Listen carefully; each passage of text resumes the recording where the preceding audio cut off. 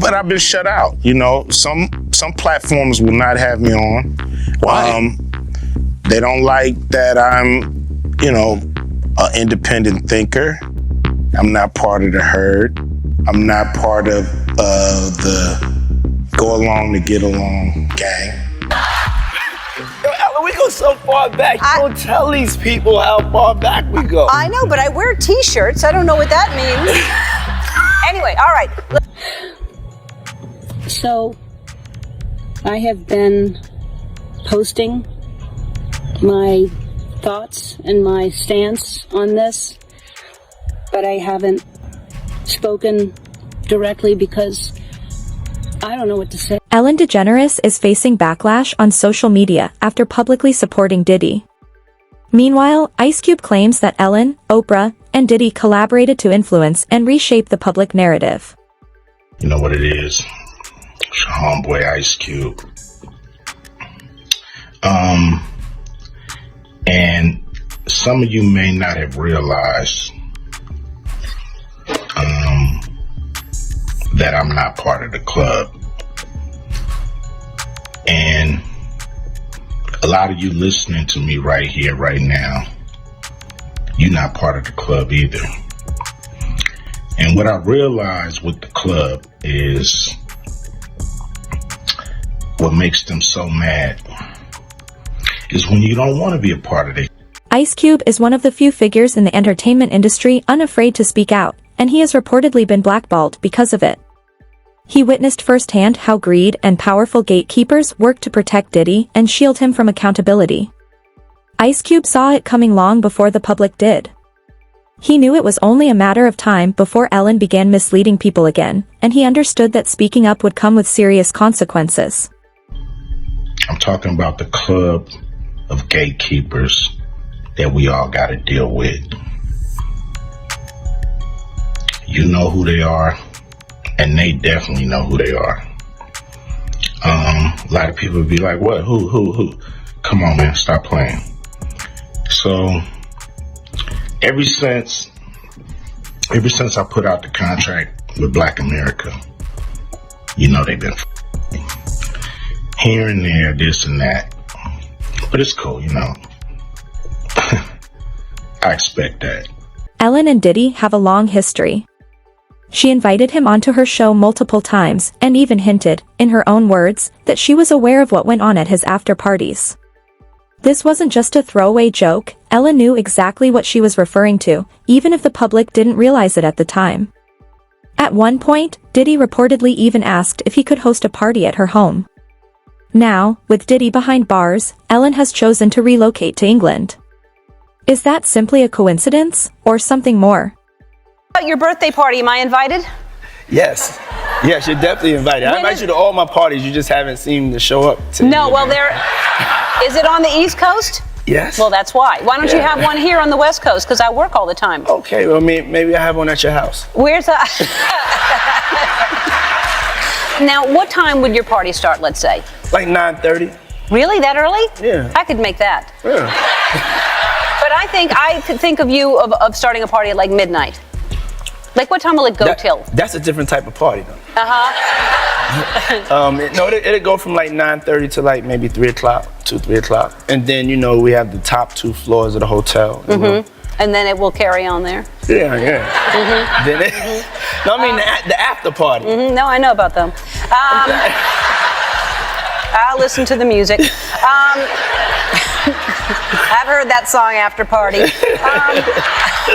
Diddy's after-parties were widely rumored within the industry, and many celebrities were said to be aware of them, including Ellen.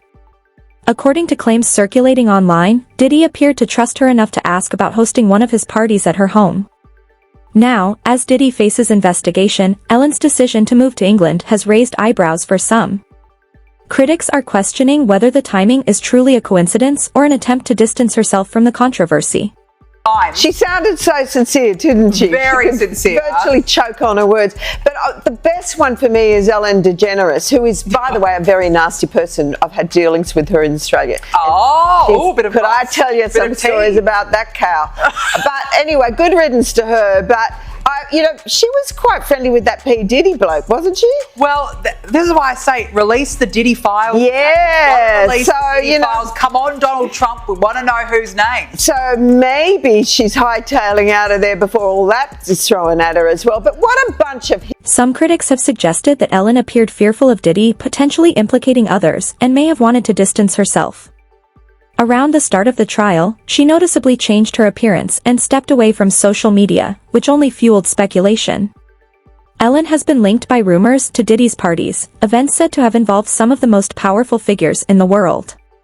According to these claims, she may have worried about what could surface if evidence or recordings were ever released.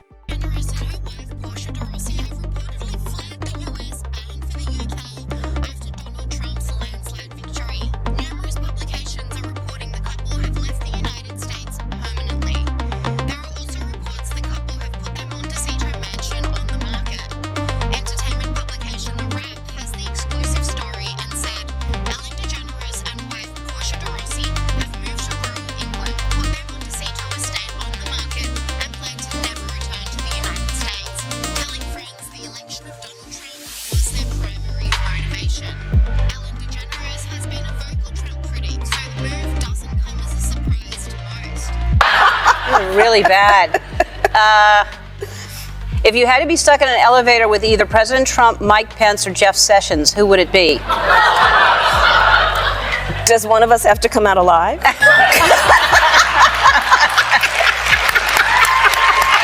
Ellen DeGeneres has been seen rocking a new hair color since moving to the UK. The comedian changed her signature blonde look to brunette as she was seen enjoying a night out with friends at a pub called The Farmer's Dog. Ellen went out with her wife, Portia de Rossi, and a few friends, including the Torn singer Natalie Imbruglia. Sources told TMZ earlier this week that Ellen and Portia moved to England because of Donald Trump's re-election.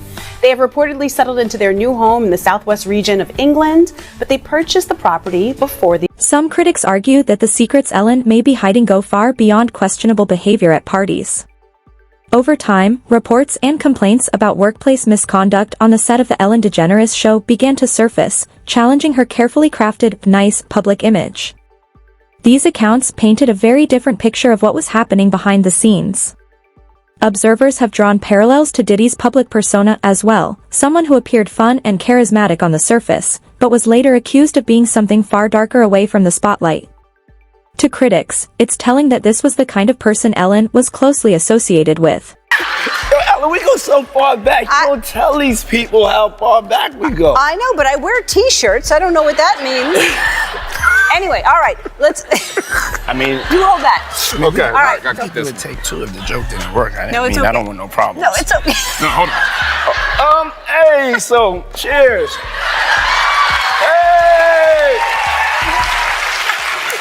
Ellen, I heard you were sick, and look what I got you. Take note of the man standing behind Diddy and Ellen. This is where the story takes a darker and more sensitive turn. Steven, a Twitch boss, served as an executive producer on the Ellen DeGeneres show and remained with the program for nearly 8 years, until it ended in 2022. On December 13, 2022, Twitch died by suicide, shocking fans and colleagues alike.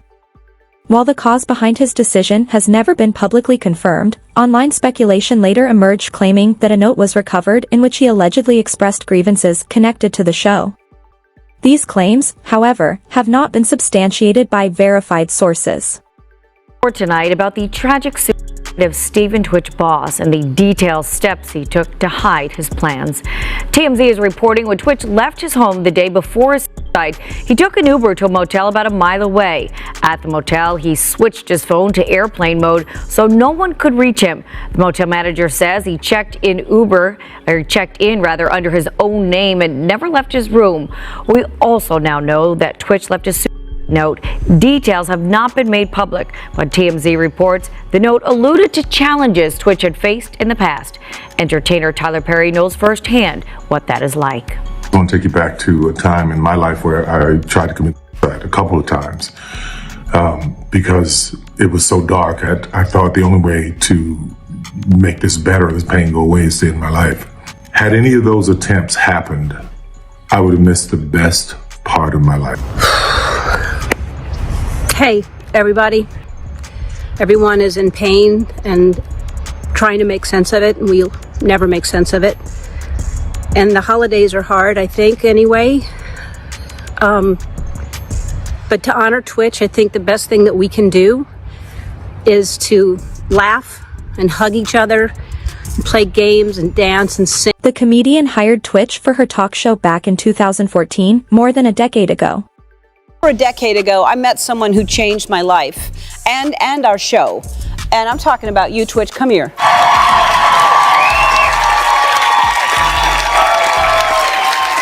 He served as the in-house DJ until the series concluded earlier this year. And I know it seems hard, it seems impossible, but that's how we honor him and hug each other and tell each other we love each other and let people know we're there for them and check in on. According to unverified claims circulating online, Ellen allegedly took Twitch to one of Diddy's parties after introducing him on her show, and some believe he may have been exposed to situations he was unprepared for. Online rumors further claim that a note found at Twitch's home revealed feelings of pressure, silence, and betrayal, including doubts about people close to him, claims that have never been publicly confirmed by authorities or his family. In the aftermath, social media users have begun drawing their own conclusions, frequently mentioning Ellen's name alongside Diddy's. To some online commentators, the connection lies in the number of people around both figures who experience tragic or mysterious outcomes, though these claims remain speculative and unproven. As you may have heard, this summer there were allegations of a toxic work environment at our show. And then there was an investigation. I learned that things happened here that never should have happened. I take that very seriously, and I want to say I am so sorry to the people who were affected. I know that I'm in a position of privilege and power, and I realize that with that comes responsibility, and I take responsibility for what happens at my show. This is the Ellen DeGeneres Show. I am Ellen DeGeneres. My name is there. My name is there. My name is on underwear. We have had a lot of conversations over the last few weeks about the show, our workplace, and what we want for the future. We have made the necessary changes, and today we are starting a new chapter. Online claims have suggested that some of Ellen's behavior extended to interactions with minors, though these allegations remain unverified. She is also frequently mentioned alongside other high-profile figures, including Diddy and Oprah, in discussions about how certain narratives are allegedly controlled in Hollywood. Critics argue that speaking out against these gatekeepers could have serious consequences for a career, with reports of people being excluded from opportunities or blackballed if they challenged powerful insiders, though many of these claims are based on speculation rather than confirmed evidence.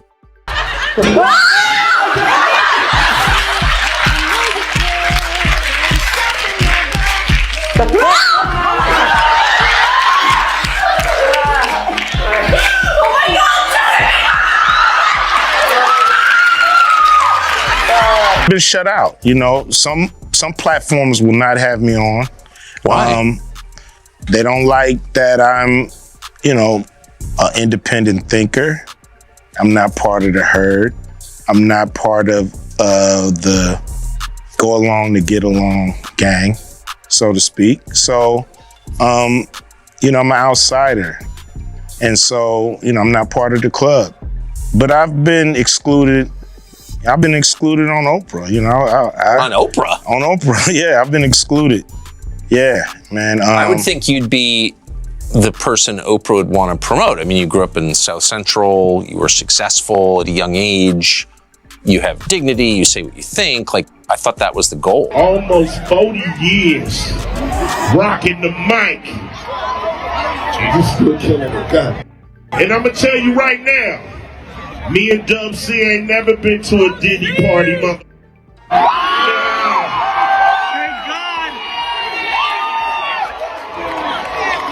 You ain't gotta worry about on them mother tapes.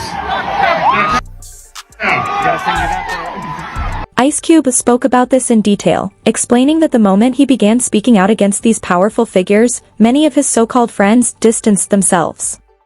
The same people who had once eagerly wanted him on their projects suddenly started avoiding him.